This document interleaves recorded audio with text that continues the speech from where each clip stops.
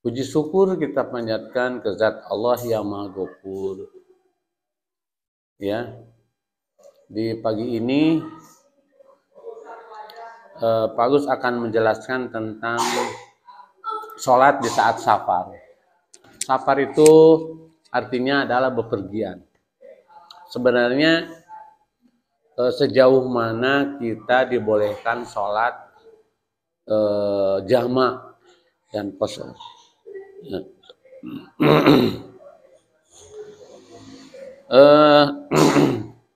Jadi balik bertanya kepada kita, apakah kita termasuk safar atau bukan? Misalnya kalau begini, kita sedang ke alun-alun Bandung, safar bukan?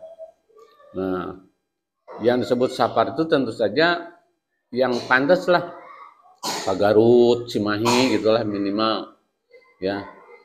Padalarang, dari sini ke alun-alun itu mah masih wilayah kota kan ya.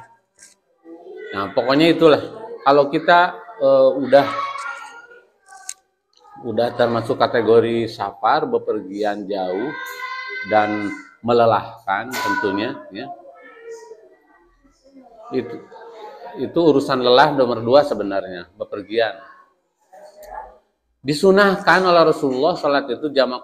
Jamak artinya digabung, 2 waktu sholat digabungkan. Yang boleh digabungkan di jamak itu adalah sholat maghrib dengan isya, duhur dengan asar, asar dengan duhur, ya, isya dengan maghrib dengan isya, isya dengan maghrib. Sholat subuh itu tidak boleh dijamak dengan sholat apapun. Misalnya sholat isya dijamak dengan subuh, subuh dengan duhur nggak boleh. Ya, itu artinya menggabungkan, menjamak. Misalnya ketika jam 10 ya, datang ke sana pas waktu duhur, tentu sholatnya itu disatuin dengan asar. Asar ditarik dengan duhur. Nah, itu namanya jamak di waktu zuhur. Nah, juga di qashar. Di qashar artinya diringkas, yang 4 jadi 2. Ya.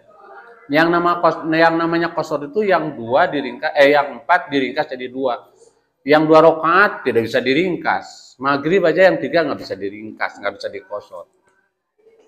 Jadi sholat duhur 2 rakaat, ya, qomat dulu. Kalau berjamaah dengan orang sana, nggak usah kita maksain diri. Misalnya si imam naik ke rakaat ketiga, kita assalamualaikum, nggak boleh. Harus ikut imam. Tapi kalau kita kekeh ingin qashar, jamak qashar, memisahkan diri aja. Atau kalau kita bepergiannya dengan rombongan, ya sholat berjamaah, jamaah dan qashar.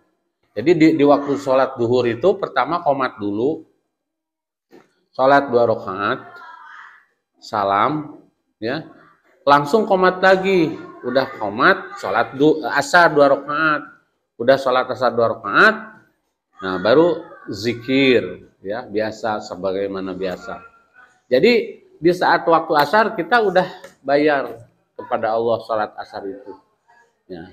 Hal ini tidak boleh diutak-atik dengan pikiran ada saya mah senang capek ya, udah aja nggak usah diqashar.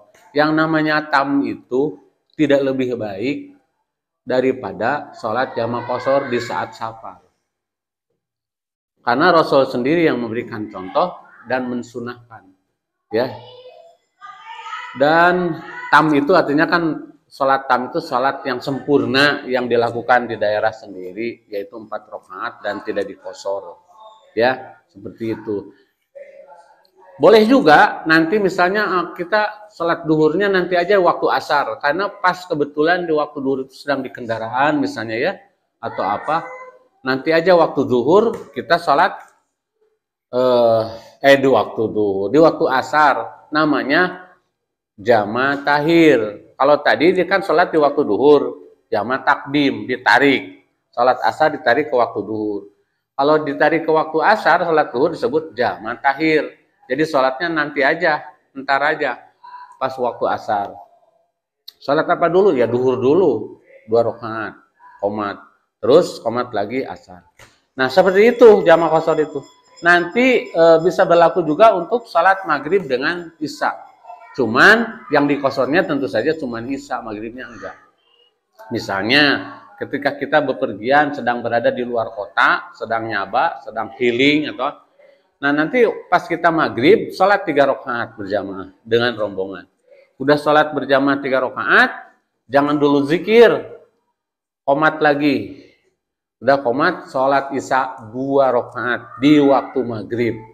Setelah sholat isya 2 rakaat zikir. Udah selesai. Nanti pak waktu isya tidur aja, nggak usah sholat apa-apa lagi, ya. Atau sebaliknya jamaah tahir, nanti aja sholat maghribnya di waktu isya boleh. Kalau tidak memungkinkan menarik isya ke maghrib, misalnya karena kebetulan maghribnya sedang sibuk atau sedang perjalanan, nanti aja entar di waktu isya. Nah, seperti tadi disebut jamaah tahir, sholat maghrib dulu 3 rakaat, kemudian isya 2 rakaat, selesai, ya. Nah, itu namanya keringanan rukhsah dari Allah Subhanahu wa taala. Itu merupakan sedekah dari Allah kepada kita dan kita harus dengan ikhlas menerimanya. Jangan punya pikiran malas segala macam. Itulah yang terbaik adalah melaksanakan sunnah Nabi, ya. Ada yang perlu dipertanyakan? Ya, ada yang perlu ditanyakan tidak dalam ini? Alif, Rama, Ica, nggak ada. Tadi teh ada yang mau disampaikan sama Pak Us. Nah, jadi kali lagi ada istilah, iya, ingat ya, di waktu safar tidak ada sholat rawatib. Yang biasanya sebelum duhur 2, sesudah duhur 2, sesudah maghrib 2, sesudah isya 2, ya, itu tidak ada. Kecuali subuh, rawatib subuh karena termasuk sunat muakkad yang tidak boleh ditinggalkan. Jadi enteng banget bagi orang yang bepergian itu, ya. Demikian para penonton sekalian dan murid-muridku sekalian tentang salat jamaah dan qashar. Semoga bisa dipahami dan apabila tidak bisa dipahami silahkan ditanyakan ke nomor ini. Akhirul kalam, assalamualaikum warahmatullahi wabarakatuh.